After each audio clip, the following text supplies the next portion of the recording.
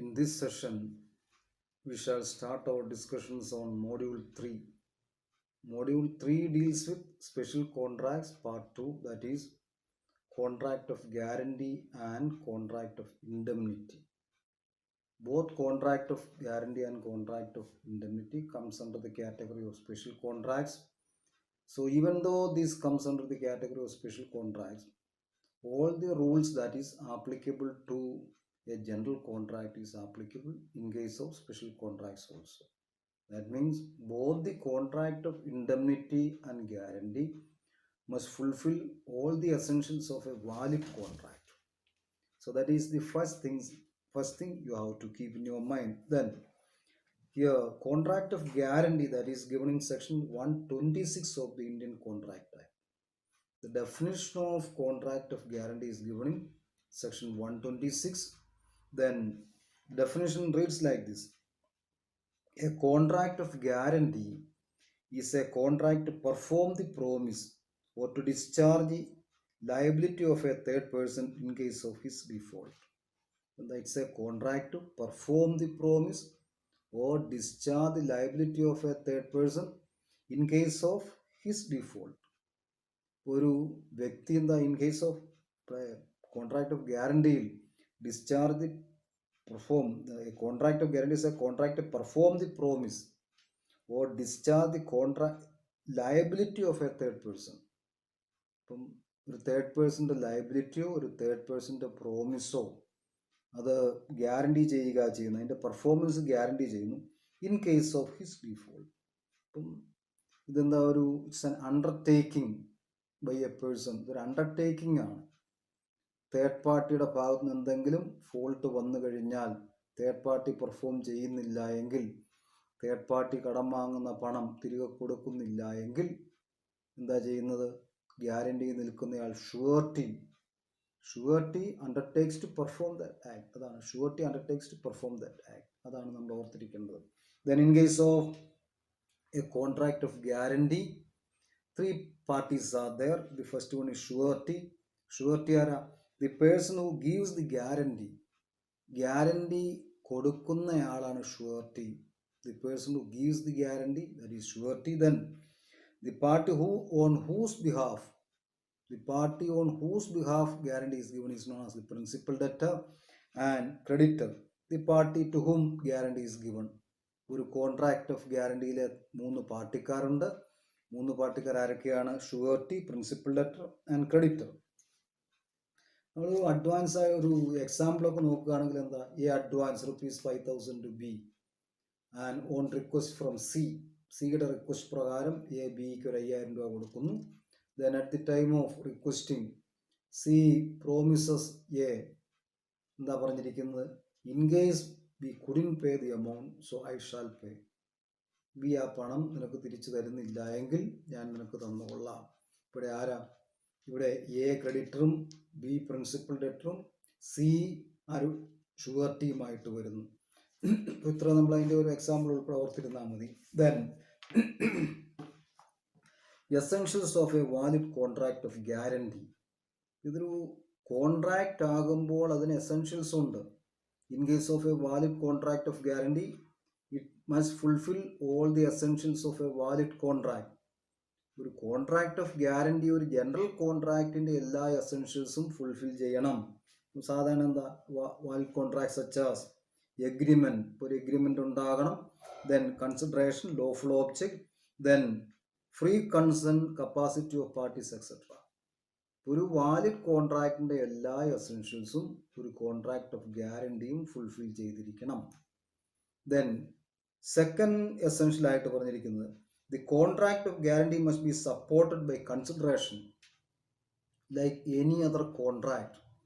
The contract of guarantee also supported by consideration.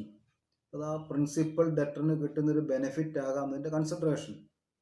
ഒരു consideration ഇല്ലാതെ ഒരു കോൺട്രാക്ട് ഓഫ് ഗ്യാരണ്ടി ഫോം ചെയ്യാൻ പറ്റില്ല. A contract of guarantee must be supported by consideration. That is second essential. The third one is the contract of guarantee must be made by the parties competent to contract. അതാ essentials of a valid കോൺട്രാക്റ്റിൽ പറയുന്ന കാര്യം തന്നെയാണ്. ഒരു contract of ഗ്യാരണ്ടിയിലെ പാർട്ടിക്കാരെന്താ, അവർ they must be competent to enter into a contract. ഒരു കോൺട്രാക്റ്റിൽ എൻ്റർ ചെയ്യാനുള്ള കോമ്പീറ്റൻസി ഉണ്ടാകണം. അവിടെ കോമ്പീറ്റൻസി വന്നു കഴിയുന്ന ആർക്കാണ്? The creditor and surety must be competent.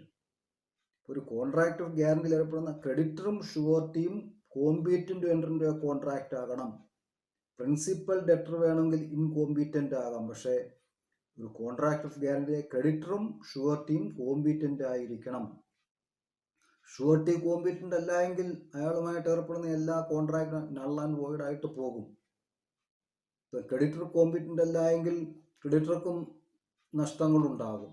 ഒരു കോൺട്രാക്ട് ഓഫ് ഗ്യാരണ്ടി വന്നു കഴിയുമ്പോൾ നിർബന്ധമായിട്ടും ക്രെഡിറ്ററും ഷുവർട്ടിയും കോമ്പീറ്റൻ്റ് ആയിരിക്കണം.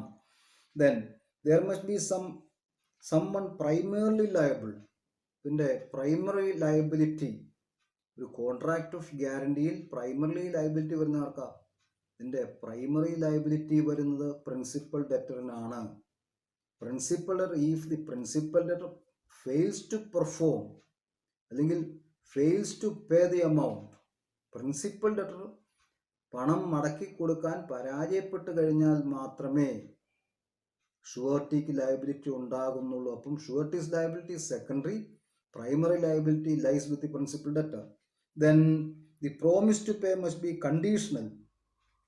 ഇവിടെ ആ പ്രോമിസ് ടു പേ എപ്പോഴും കണ്ടീഷണൽ ആണ്. കണ്ടീഷൻ എന്താ പറയുന്നത്? If the principal debtor fails to pay, promise to pay or promise to perform must be conditional. Unconditional അല്ല, കണ്ടീഷണലായിട്ടാണ് പറയുന്നത്. ഷുവർട്ടി കൊടുക്കുന്ന ഗ്യാരണ്ടി എല്ലായ്പ്പോഴും കണ്ടീഷണലാണ്. If the principal debtor fails to pay the amount, then the surety undertake to make the payment. അപ്പം ഇവിടെ ഒരു കണ്ടീഷണലാണ്, അവിടെ promise to pay. Then there should be no misrepresentation. ഇനി ഈ ഗ്യാരണ്ടി ഒബ്റ്റെയിൻ ചെയ്യുന്നതിന് വേണ്ടി ഷുവർട്ടിയുടെ അടുത്ത് എന്താ? Creditor should not misrepresent the facts. ഷുവർട്ടിയെ തെറ്റിദ്ധരിപ്പിച്ച് അല്ലെങ്കിൽ ഫാക്ട്സ് മിസ്റെപ്രസെന്റ് ചെയ്ത് ഗ്യാരണ്ടി ഒബ്റ്റെയിൻ ചെയ്യാൻ പാടില്ല. അങ്ങനെ ഒബ്റ്റെയിൻ ചെയ്തു കഴിഞ്ഞാൽ എന്താ? Surety will be discharge from his liability. അപ്പം ഗ്യാരണ്ടി ഒബ്റ്റെയിൻ ചെയ്യുന്നത് മിസ്റെപ്രസെൻറ്റേഷനിലൂടെ ആകാൻ പാടില്ല. Then there must be no concealment of facts. ഇവിടെ the creditor should not conceal any facts. The creditor should not conceal the facts regarding the credit worthiness of the principal debtor for obtaining surety's responsible. അല്ലെങ്കിൽ ഷുവർട്ടിയിൽ നിന്ന് guarantee കിട്ടുന്നതിന് വേണ്ടി principal ഡെറ്ററിനെ കുറിച്ചുള്ള കാര്യങ്ങൾ മറച്ചു വയ്ക്കാൻ പാടില്ല. Then the contract of guarantee may be oral or in writing like any other contract. Contract need not be in writing, it can be oral also. So like any other contract, a contract of guarantee also can be oral or in writing.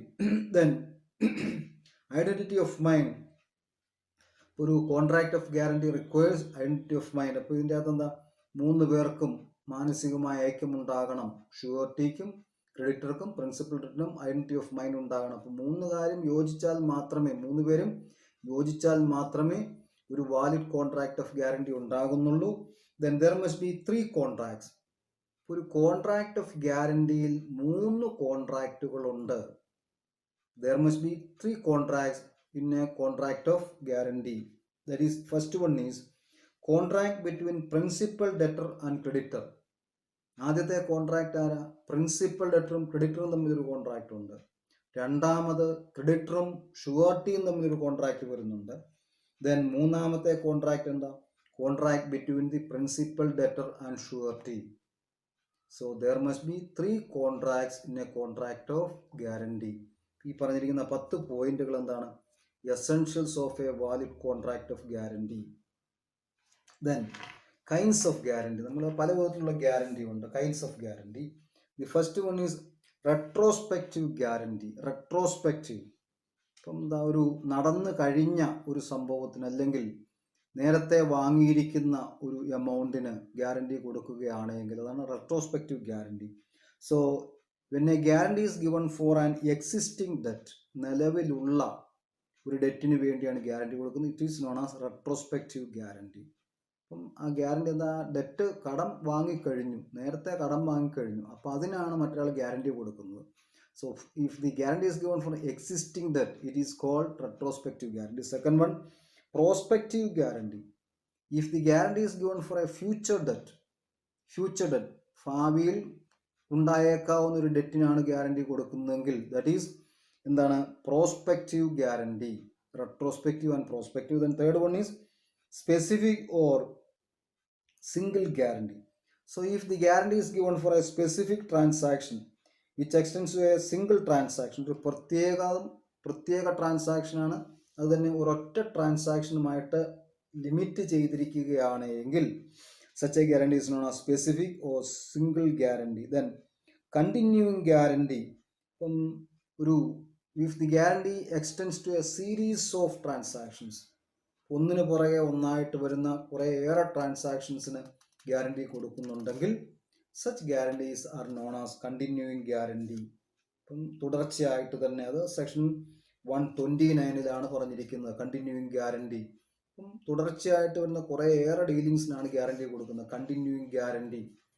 Then ഈ പറഞ്ഞിരിക്കുന്ന ഇത്രയും കാര്യങ്ങൾ എന്താണ്? Continuing ഗ്യാരണ്ടിയാണ്, തുടർച്ചയായിട്ട് വരും. Continuing guarantee നമുക്ക് revoke ചെയ്യാം. A continuing guarantee can be revoked in any of the following ways. ഇപ്പോൾ ഒരാളൊരു കണ്ടിന്യൂയിങ് ഗ്യാരണ്ടി കൊടുത്തു കഴിഞ്ഞാൽ അത് റിവോക്ക് ചെയ്യണം. അപ്പോൾ ആ കണ്ടിന്യൂയിങ് ഗ്യാരണ്ടി പിൻവലിക്കണമെന്നുണ്ടെങ്കിൽ എന്തൊക്കെ രീതികളാണ് follow ചെയ്യാവുന്നത്? 1. By notice of revocation by the surety. ഇപ്പോൾ ഷുവർട്ടിക്ക് എന്താ ഒരു നോട്ടീസ് ഓഫ് റിവോക്കേഷൻ കൊടുക്കാം.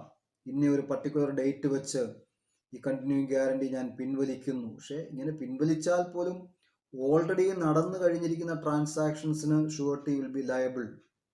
Continuing guarantee can be revoke by giving reasonable time and reasonable notice. അപ്പോൾ അവിടെ notice by revocation that is given in section 130. Then by death of the surety, a continuing guarantee is revoke on the death of the surety. Surety മരിക്കുന്നതോടുകൂടി continuing guarantee revoked ആകും. പക്ഷേ already നടന്നു കഴിഞ്ഞിരിക്കുന്ന ട്രാൻസാക്ഷൻസിന് the legal heirs of the surety will be liable. അപ്പം നേരത്തെ നടന്നു കഴിക്കുന്ന ട്രാൻസാക്ഷൻ എല്ലാം ലീഗൽ ഹയേഴ്സ് ലയബിൾ ആയിരിക്കും.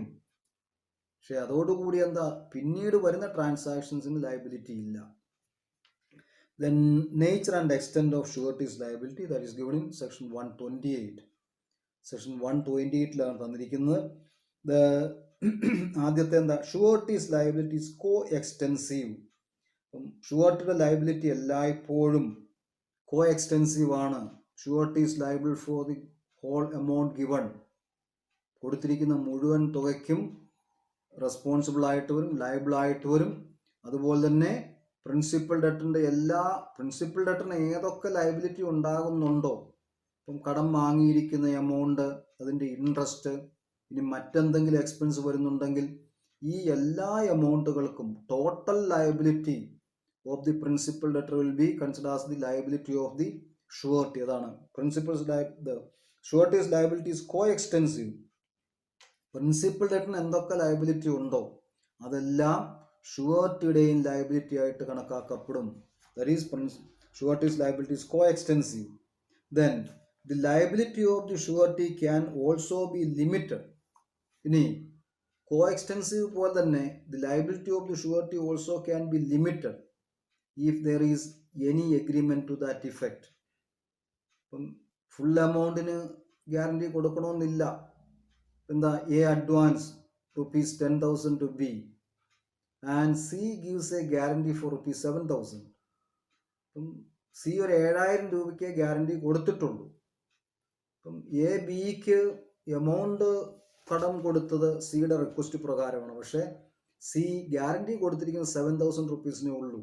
ഇങ്ങനെ വന്നു കഴിയുമ്പോൾ if B fails to pay the amount then C will be liable to pay only ₹7,000.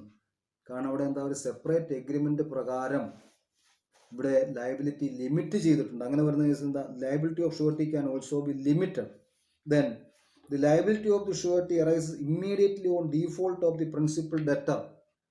Principal debtor default വരുത്തി കഴിയുമ്പോഴാണ് ഷുവർട്ടിയുടെ ലയബിലിറ്റി ഉണ്ടാകുന്നത്.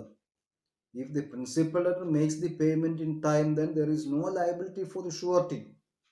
Principal debtor എന്തെങ്കിലും പേയ്മെന്റ് ഡീഫോൾട്ട് വരുത്തി കഴിഞ്ഞാൽ, so the liability of the surety arises only on the default of the principal debtor and അത് immediately principal debtor ഒരു default വരുത്തി കഴിഞ്ഞാൽ immediately the liability of the surety arises. Then the liability of the surety where the original contract between the creditor and the principal debtor is void and voidable. Original contract വോയിഡോ വോയിഡബിളോ ആണെങ്കിൽ അവിടെയും എന്താ, principal ലെറ്ററിൻ്റെ liability നിലനിൽക്കും. അവിടെയും ഷുവർട്ടിയുടെ liability നിലനിൽക്കും. Principal ലെറ്ററും അതുപോലെ തന്നെ ക്രെഡിറ്ററുമായിട്ടുള്ള കോൺട്രാക്ട് വോയിഡോ വോയിഡബിളോ ആണെങ്കിൽ പോലും the liability of the surety will be in effect. അത് അതേപോലെ തന്നെ നിലനിൽക്കും. Then the liability of the surety is secondary. ഷുവർട്ടിയുടെ ലയബിലിറ്റി എല്ലായ്പ്പോഴും സെക്കൻഡറി ആണ്. Primary liability is that of the principal debtor. Principal ഡെറ്ററിൻ്റെയാണ് പ്രൈമറി ലയബിലിറ്റി. ഷുവർട്ടിയുടെ ലയബിലിറ്റി സെക്കൻഡറി ആണ്. If the principal debtor makes the payment in time there is no liability for the surety. Surety എന്നൊരു undertaking ആണ് കൊടുക്കുന്നത്. If the principal debtor fails to pay the amount then I will make the payment. That means the liability of the surety is secondary. Primary liability is that of the principal debtor. So the liability of the surety is secondary. ഇത്രയും കാര്യങ്ങളാണ് നമ്മൾ എന്താ nature and extent of surety's liability ഒരു 5 point ആണ് പറഞ്ഞിരിക്കുന്നത്. Then discharge of surety from liability. നമുക്ക് ഷുവർട്ടിയുടെ liability ഏതൊക്കെ രീതിയിലാണ് ഡിസ്ചാർജ് ചെയ്യാവുന്നത് അല്ലെങ്കിൽ ഒഴിവാകാവുന്നത്? A surety is said to be discharged when his liability under the contract comes to an end. Discharge ചെയ്യുന്നപ്പോൾ ഒരു കോൺട്രാക്റ്റിന്റെ പേരിലുള്ള ലയബിലിറ്റി അവസാനിക്കുമ്പോൾ the surety's liability is said to be discharged. ഇത് പല രീതിയിൽ ഷുവർട്ടിയുടെ ലയബിലിറ്റി ഡിസ്ചാർജ് ആകാം. അതിൽ ഒരു പ്രധാനമായിട്ടും 9 മോഡ്സ് ഓഫ് ഡിസ്ചാർജ്, 9 രീതിയിൽ ഷുവർട്ടിയുടെ ലയബിലിറ്റി ഡിസ്ചാർജ് ആകാം. 1. By notice of revocation by the surety. ഈ നോട്ടീസ് ഓഫ് റിവോക്കേഷൻ വന്നിരിക്കുന്നത് in case of continuing guarantee ആണ്. In case of continuing guarantee the liability of the surety can be revoke by giving notice. Notice കൊടുക്കുമ്പോൾ reasonable time ഒക്കെ ബാധകമായിരിക്കും. So this is given in section 130. In case of continuing guarantee the guarantee given can be revoke by giving proper notice. കൃത്യമായിട്ട് notice കൊടുത്ത്, അപ്പോൾ അത് എപ്പോൾ വേണമെങ്കിലും ഈ ഗ്യാരണ്ടി റിവോക്ക് ചെയ്യാം. But you should give notice of revocation കൊടുത്തിരിക്കണം. അതുതന്നെ എന്താ, ഫ്യൂച്ചർ കണ്ടിന്യൂയിങ് ഗ്യാരണ്ടി ഫ്യൂച്ചർ ട്രാൻസാക്ഷൻസിനെ ഈ റിവോക്കേഷൻ ബാധകമാകുക. നോട്ടീസ് കൊടുക്കുന്നത് വരെയുള്ള ട്രാൻസാക്ഷൻസിനെല്ലാം ലയബിലിറ്റി നിലനിൽക്കും. So second one, by death of the surety. ഇവിടെയും എന്താ, കണ്ടിന്യൂയിങ് ഗ്യാരണ്ടിയുടെ കാര്യത്തിൽ ഷുവർട്ടി മരിക്കുന്നതോടുകൂടി ഷുവർട്ടിയുടെ ലയബിലിറ്റി അവസാനിക്കുന്നു. ഇവിടെയും ഡെത്ത് സംഭവിക്കുന്നത് വരെയുള്ള ലയബിലിറ്റികൾക്ക് ട്രാൻസാക്ഷൻ ലയബിലിറ്റി വിൽ ബി എന്താണ്, അത് ട്രാൻസ്ഫർ ചെയ്യപ്പെടും to the legal heirs of the surety. Surety മരിക്കുന്നത് വരെ നടന്നിരിക്കുന്ന ട്രാൻസാക്ഷൻസിൻ്റെ ലയബിലിറ്റി നിലനിൽക്കും. that will be transferred to legal heirs of the surety. That is given in section 131.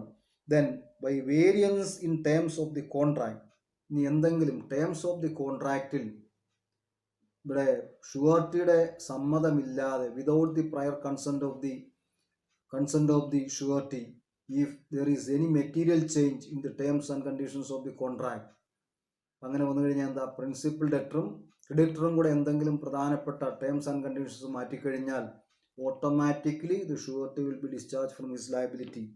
That is by variance in terms of the contract, section 133. Then by release or discharge of the principal debtor, if the creditor release or discharge the principal debtor from his liability, then surety's liability also will be automatically comes to an end. Principal ഡെറ്ററിനെ creditor ലയബിലിറ്റിയിൽ നിന്ന് relieve ചെയ്തു കഴിഞ്ഞാൽ automatically ഷുവർട്ടിയുടെ ലയബിലിറ്റിയും അവസാനിക്കും. Then by composition with the principal debtor, ഇപ്പം എന്തെങ്കിലും ഒരു പ്രിൻസിപ്പൽ ഡെറ്ററും ക്രെഡിറ്ററും കൂടി എന്തെങ്കിലും ഒരു അഡ്ജസ്റ്റ്മെൻ്റ് ഒക്കെ നടത്തി, ഒരു സെറ്റിൽമെൻ്റ് ഒക്കെ നടത്തി കഴിഞ്ഞാൽ, ഈ സെറ്റിൽമെൻറ്റ് ഷുവർട്ടി അറിയാതെയാണ് നടപ്പിലാക്കുന്നതെങ്കിൽ ഷുവർട്ടിയുടെ ലയബിലിറ്റി അതോടുകൂടി അവസാനിക്കും. ദെൻ ക്രെഡിറ്ററും പ്രിൻസിപ്പൽ ഡെറ്ററും കൂടെ എന്തെങ്കിലും അറേഞ്ച്മെൻറ്റോ സെറ്റിൽമെൻറ്റോ നടത്തുന്നുണ്ടെങ്കിൽ that must be with the prior consent of the surety. ഷുവർട്ടിയുടെ മുൻകൂട്ടിയുള്ള സമ്മതത്തോടു കൂടിയാകണം. അങ്ങനെ അല്ല എങ്കിൽ surety will be automatically discharged from his liability. Then by giving more time to the principal debtor, if the creditor gives more time for repayment to the principal debtor without the consent of the creditor, then automatically the surety will be discharged from his liability. Then by promise not to sue the principal debtor, ഇവിടെ എന്താണ്, creditor principal ഡെറ്ററിന് ഒരു promise കൊടുക്കുകയാണ്, in case of default I will not sue against you, നിനക്കെതിരെ case കൊടുക്കില്ല. ഇങ്ങനെ വന്നു കഴിഞ്ഞാൽ, ഇങ്ങനെ ഒരു എഗ്രിമെന്റ് ഉണ്ടെന്ന് അറിഞ്ഞു കഴിഞ്ഞാൽ ഓട്ടോമാറ്റിക്കലി എന്താണ്, ഷുവർട്ടിയുടെ ലയബിലിറ്റിയിൽ നിന്ന് അയാൾ ഒഴിവാക്കപ്പെടും. By promise not to sue the principal debtor, ഇത് 135 ആണ്. അപ്പോൾ ഈ എല്ലാത്തിനും സെക്ഷൻസ് ഉൾപ്പെടെ നിങ്ങളുടെ കയ്യിൽ ഇരിക്കുന്ന ടെക്സ്റ്റ് ബുക്കുകളിൽ കാണും. നിങ്ങളിതൊക്കെ എഴുതുമ്പോൾ സെക്ഷൻസും കൂടെ കോട്ട് ചെയ്താൽ വളരെ നന്നായിരിക്കും. By losing the security by the creditor, അപ്പം if the principal debtor had given some security to the creditor but accidentally creditor കയ്യിൽ നിന്ന് സെക്യൂരിറ്റി എല്ലാം നഷ്ടപ്പെട്ടു പോയി, അല്ലെങ്കിൽ ക്രെഡിറ്റർ ആ സെക്യൂരിറ്റി തിരിച്ച് പ്രിൻസിപ്പൽ ഡെറ്ററിന് കൊടുക്കുകയാണെങ്കിൽ then also the surety will be discharged from his liability by losing the security by the creditor, that is good in section 141. The next is by invalidation of the contract of guarantee. Invalidation, if the contract of guarantee is obtained by means of fraud, misrepresentation, undue influence or by any other means, ആ contract അത് invalidate ആയി പോകുന്നു. By invalidation of the contract of guarantee, then the surety will be discharged from his liability. ഈ പറഞ്ഞിരിക്കുന്ന 9 രീതിയിൽ ഷുവർട്ടിയുടെ liability നമുക്ക് discharge ചെയ്യാം, അല്ലെങ്കിൽ surety's liability can be come to an end. ഈ ഷുവർട്ടിയുടെ റൈറ്റ്സ് എന്തൊക്കെയാണ്? What are the rights of surety? After discharging liability of the principal debtor, principal ഡെറ്ററിന്റെ ലയബിലിറ്റി ഷുവർട്ടി പേ ചെയ്തു. പ്രിൻസിപ്പൽ ഡെറ്റർ അതിൻ്റെ ആ ഡ്യൂ ഡേറ്റ് വന്നു കഴിഞ്ഞപ്പോൾ പേയ്മെന്റ് നടത്തുന്നില്ല. പ്രിൻസിപ്പൽ ഡെറ്ററിന്റെ എമൗണ്ട് ഗ്യാരണ്ടി അനുസരിച്ച് ഷുവർട്ടി അതിന്റെ പേയ്മെന്റ് നടത്തി കഴിഞ്ഞാൽ the surety gets various rights which are given below. അപ്പം അങ്ങനെ വന്നു കഴിയുമ്പോൾ എന്താ, ഷുവർട്ടിക്ക് അവകാശങ്ങൾ ഉണ്ടാകും. ക്രെഡിറ്ററിൻ്റെതായ പൊസിഷനിലേക്ക് മാറുക ചെയ്യുന്നത്. ഒരിക്കൽ പ്രിൻസിപ്പൽ ഡെറ്ററിന് വേണ്ടി ഷുവർട്ടി പേയ്മെന്റ് നടത്തി കഴിഞ്ഞാൽ the surety will be stepping in the shoes of the creditor. ക്രെഡിറ്ററിന്റെ എല്ലാ അവകാശങ്ങളും ഷുവർട്ടിയുടെ അവകാശങ്ങളായിട്ട് മാറും. That is right to subrogation in section 140. Section 140 പറയുന്നുണ്ട് surety gets the right of subrogation. That means all the rights of the creditor will become the right of the surety once the surety makes the payment on behalf of the principal debtor. Principal ഡെറ്ററിന് വേണ്ടി payment കൊടുത്തു കഴിഞ്ഞാൽ position മാറും. Position മാറുക എന്ന് പറഞ്ഞാൽ എന്താ വരുന്നത്, ഷുവർട്ടിയുടെ പൊസിഷൻ അത് ക്രെഡിറ്ററിന്റെ പൊസിഷനായിട്ട് മാറും. Then right to indemnity. അപ്പം പ്രിൻസിപ്പലിൻ്റെ റൈറ്റ് ടു ഇൻഡംനിറ്റി ഉണ്ട്. അപ്പം the principal debtor he has to indemnify the surety, right to indemnity. ആ കൊടുത്തിരിക്കുന്ന എമൗണ്ട്, പ്രിൻസിപ്പൽ ഡെറ്ററിന് വേണ്ടി നടത്തിയിരിക്കുന്ന പേയ്മെന്റ്, അത് പ്രിൻസിപ്പൽ ഡെറ്ററിൽ നിന്ന് ഈടാക്കിയെടുക്കാനുള്ള അവകാശമുണ്ട്. Right to indemnity, that is given in section 145. ഇനി റൈറ്റ് അഗൈൻസ്റ്റ് ദി ക്രെഡിറ്റർ, ആദ്യം പറഞ്ഞിരിക്കുന്ന 2 കാര്യങ്ങൾ എന്താണ്, അത് right against the principal debtor ആണ്. Right of a surety against the principal debtor, principal ഡെറ്ററിന് എതിരെയുള്ള അവകാശങ്ങളാണ് right to subrogation and right to indemnity. ഇനി ക്രെഡിറ്റർക്കെതിരെ പറഞ്ഞിരിക്കുന്നത് റൈറ്റ് ടു സെക്യൂരിറ്റീസ്. ഈ റൈറ്റ് ടു സെക്യൂരിറ്റീസ് എന്താണ്, കടം കൊടുത്തപ്പോൾ അല്ലെങ്കിൽ കോൺട്രാക്റ്റിൽ ഏർപ്പെട്ടപ്പോൾ എന്തെങ്കിലും സെക്യൂരിറ്റി പ്രിൻസിപ്പൽ ഡെറ്റർ ക്രെഡിറ്ററിന് കൊടുത്തിട്ടുണ്ടെങ്കിൽ ആ സെക്യൂരിറ്റികൾ ഓട്ടോമാറ്റിക്കലി ഷുവർട്ടിയുടെ സെക്യൂരിറ്റികളായിട്ട് മാറും. So the surety can claim all the securities from the creditor. Then right to claim set off. ഇനി സെറ്റ് ഓഫ് എന്താണ്, ക്രെഡിറ്ററും പ്രിൻസിപ്പൽ ഡെറ്ററുമായിട്ട് എന്തെങ്കിലും അറേഞ്ച്മെന്റുകൾ ഉണ്ടെങ്കിൽ, ഇപ്പോൾ പ്രിൻസിപ്പൽ ഡെറ്റർ കുറേ എമൗണ്ട്, എന്താ പ്രിൻസിപ്പൽ ഡെറ്റർ ഒരു 10,000 രൂപ ക്രെഡിറ്റർക്ക് കൊടുക്കാനുണ്ട്. അതേസമയം എന്താണ്, ക്രെഡിറ്റർ ഒരു 5000 രൂപ പ്രിൻസിപ്പൽ ഡെറ്ററിനും കൊടുക്കാനുണ്ട് എങ്കിൽ ഇത് സെറ്റ് ഓഫ് ചെയ്യാം. ബാലൻസ് 5000 കൊടുക്കുകയുള്ളൂ എന്ന് പറയാം. അപ്പോൾ അതാണ് പറഞ്ഞിരിക്കുന്നത്. റൈറ്റ് ടു സെറ്റ് ഓഫ് പറഞ്ഞിട്ടുണ്ട്. ദെൻ ഇവിടെ ഈ രണ്ടെണ്ണം റൈറ്റ് അഗൻസ്റ്റ് ദി ക്രെഡിറ്റർ ആണ്. Right to claim set off. Then right to contribution against cosureties. ഇപ്പം ഒന്നിലധികം ഷുവർട്ടികൾ ഉണ്ടെങ്കിൽ അതിലൊരു ഷുവർട്ടിയാണ് ഫുൾ പേയ്മെൻറ്റ് നടത്തുന്നെങ്കിൽ balance can be claim from the other cosureties. Then contract of indemnity. അടുത്തത് contract of indemnity ആണ്. കോൺട്രാക്ട് ഓഫ് ഇൻഡെംനിറ്റി എന്താ? It's A special kind of contract. ഒരു സ്പെഷ്യൽ കൈൻഡ് ഓഫ് കോൺട്രാക്റ്റ് ആണെങ്കിലും general കോൺട്രാക്റ്റിൻ്റെ പരിധിയിൽ വരുന്നത് കൊണ്ട് it must fulfil all the essentials of a valid contract such as agreement, consideration, capacity, lawful object, free consent, etc. ഒരു indemnity കോൺട്രാക്റ്റും ഒരു general കോൺട്രാക്റ്റിൻ്റെ എല്ലാ എസെൻഷ്യൽസും ഫുൾഫിൽ ചെയ്തിരിക്കണം. ദെൻ ഇതിൻ്റെ definition is given in section 124 of the Indian Contract Act. അപ്പോൾ 124 തന്നിരിക്കുന്ന ഡെഫിനേഷൻ എന്താ? A contract of indemnity is a contract by which one party promises to save the other. ഇവിടെ എന്താ?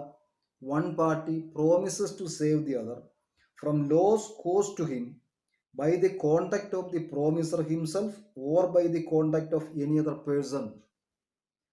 പ്രോമിസറിൻ്റെയോ അല്ലെങ്കിൽ തേർഡ് പാർട്ടിയുടെയോ പെരുമാറ്റത്തിൽ നിന്നുണ്ടാകുന്ന നഷ്ടങ്ങൾ നികത്തി കൊടുത്തുകൊള്ളാം. Contract of indemnity. ഇവിടെ ഇൻഡെംനിറ്റി കോൺട്രാക്ട് ഡെഫിനിഷനിൽ നമ്മൾ നോക്കിക്കഴിഞ്ഞാൽ എന്താ? രണ്ട് പാർട്ടിക്കാരാണുള്ളത്. Indemnifier who promises to compensate loss and indemnified or indemnity holder. So there are two parties in a contract of indemnity. Indemnifier ആരാണോ ഇൻഡെംനിഫൈ ചെയ്യാമെന്നൊരു അണ്ടർടേക്കിംഗ് നടത്തുന്നത് അല്ലെങ്കിൽ പ്രോമിസ് കൊടുക്കുന്നത്. Then indemnified or indemnity holder. ഇനി ആർക്കാണോ നഷ്ടം സംഭവിച്ചാൽ അതിൻ്റെ കോമ്പൻസേഷൻ കിട്ടാനുള്ള റൈറ്റ് ഉള്ളത്, അതാണ് ഇൻഡെംനിറ്റി ഹോൾഡർ ഓർ ഇൻഡെംനിഫൈഡ്. നമുക്കൊന്ന് നോക്കാം. Essentials of a valid contract of indemnity. ഒരു ഏത് കോൺട്രാക്റ്റ് ആണെങ്കിലും അതിന് കുറേ എസെൻഷ്യൽസ് കാണും. നമ്മൾ ഈ സാധാരണഗതിയിൽ എസെൻഷ്യൽസ് എല്ലാം തന്നെ ആ ഡെഫിനിഷനിൽ നിന്ന് ഡിറൈവ് ചെയ്തെടുക്കുന്നതാണ്. So in case of a valid contract of indemnity, then ആദ്യത്തെ എന്താ? എല്ലാ കോൺട്രാക്റ്റുകളും essentially that must fulfil all the essentials of a valid contract. Contract of guarantee ആണെങ്കിലും ഇൻഡെംനിറ്റി ആണെങ്കിലും മറ്റേത് കോൺട്രാക്റ്റ് ആണെങ്കിലും that must fulfil all the essentials of a valid contract. Then the second essential condition is there must be a promise to save or protect the other party from some loss. So in case of a contract of indemnity, there must be a promise to save or protect the other party from some loss. Then the loss may be due to the conduct of the promiser himself or that of a third party. പ്രോമിസറിൻ്റെയോ third പാർട്ടിയുടെയോ പെരുമാറ്റത്തിൽ നിന്നുണ്ടാകാം നഷ്ടം വരുന്നത്. Then the contract of indemnity may be express or implied. Contract can be generally express or implied. അപ്പോൾ ഈ indemnity കോൺട്രാക്റ്റും espresso ഇംപ്ലൈഡോ ആകാം. നമ്മളവിടെ rights of the indemnity holder.